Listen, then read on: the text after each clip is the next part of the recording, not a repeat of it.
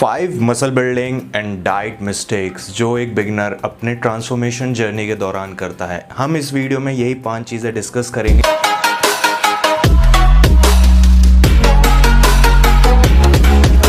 तो जो सबसे पहली मिस्टेक होती है वो होती है following the bro split. Bro split मतलब आपने सुना होगा, लोग बोलते हैं कि जिम में एक दिन में एक ही मसल ग्रुप ट्रेन करना चाहिए, दूसरा मसल ग्रुप नहीं ट्रेन करना चाहिए। तो देखो, आप ना इस चीज़ को इस तरीके से समझो कि अगर आप बिगनर हो ना, तो आपके लिए मसल ग्रो करना या आपकी मसल्स में ग्रोथ लाना, प्रोग्रेस करना बहुत ज़्यादा ईजी होता है।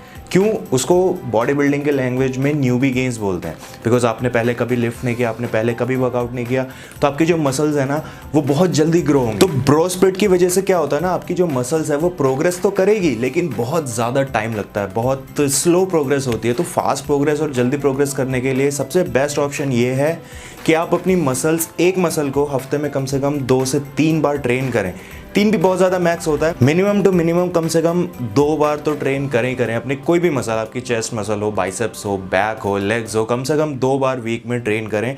ब्रो स्प्लिट पे नहीं जाना चाहिए। दूसरी जो मिस्टेक है वो है ईगो लिफ्टिंग। लिफ्टिंग के 3 सबसे बड़े नुकसान है। पहला नुकसान ये होता है कि आपकी जो टेक्निक है वो कमज़ोर हो जाती है। दूसरा जो नुकसान है वो है कि आपको इंजरी के जो चांसेस होते हैं ना वो बहुत ज़्यादा बढ़ जाते हैं। इंजरीज हो सकती है आपके बोन में, आपके टेंडन्स में, आपके मसल टीयर्स हो सकते हैं। तीसरा जो सबसे बड़ा नुकसान है वो है कि इंटेंसिटी हाई होने की वजह से जो एक मसल हाइपरट्रॉफी होती है ना, जिसकी वजह से आपकी मसल ग्रो होती है, उसकी वॉल्यूम कम हो जाती है। तीसरी जो सबसे बड़ी मिस्टेक है वो है रॉन्ग एक्सरसाइज टेक्निक।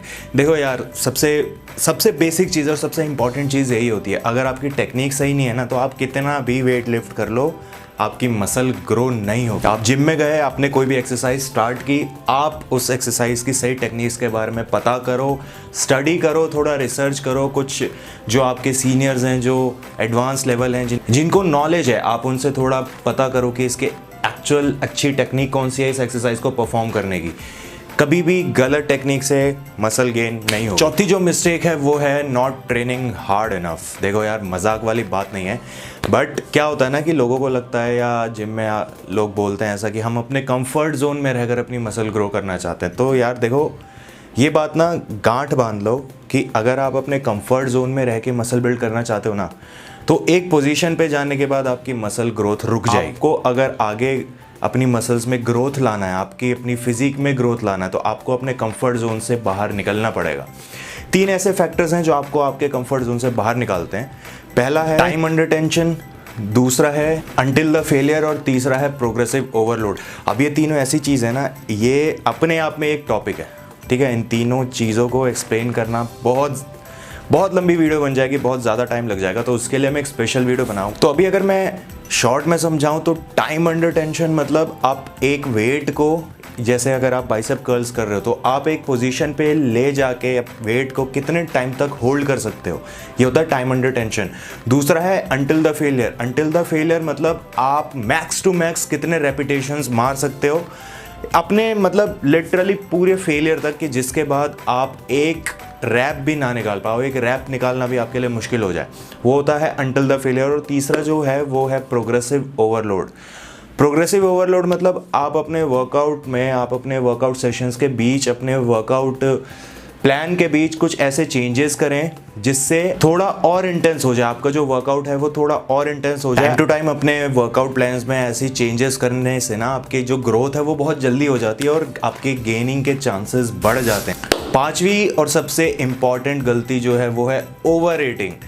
अभी लोगों को लगता है ना, स्पेशली बिगनर्स को लगता है कि अगर आपको मसल बिल्ड करना है तो आपको बहुत ज़्यादा खाना पड़ेगा, आपको कैलोरी सरप्लस में जाना पड़ेगा।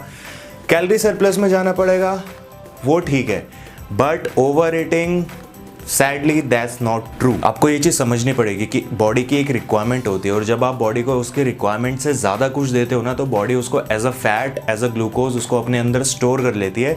इन केस इन फ्यूचर आप कोई बॉडी को कैलोरी डेफिसिट पे डालो तो बॉडी वो एक एनर्जी सोर्स बन जाएगा।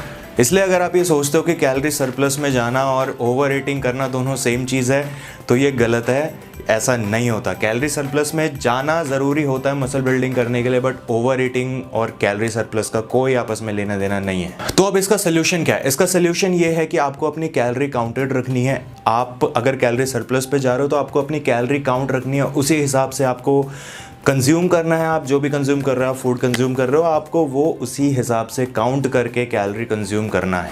तो दोस्तों इस वीडियो में हमने डिस्कस किए 5 ऐसे biggest mistakes in workout and diet जो बिगनर्स करते हैं, और मैंने भी शायद अपने ट्रांसफॉर्मेशन जर्नी के बिगिनिंग में मैंने भी शायद ये किया था। और अगर आप ये गलती करते हैं तो शायद इस वीडियो से आपको थोड़ी बहुत इन्फॉर्मेशन मिल गई हो। If you find this video helpful, please give a thumbs up, and if you are new at this channel, please subscribe it.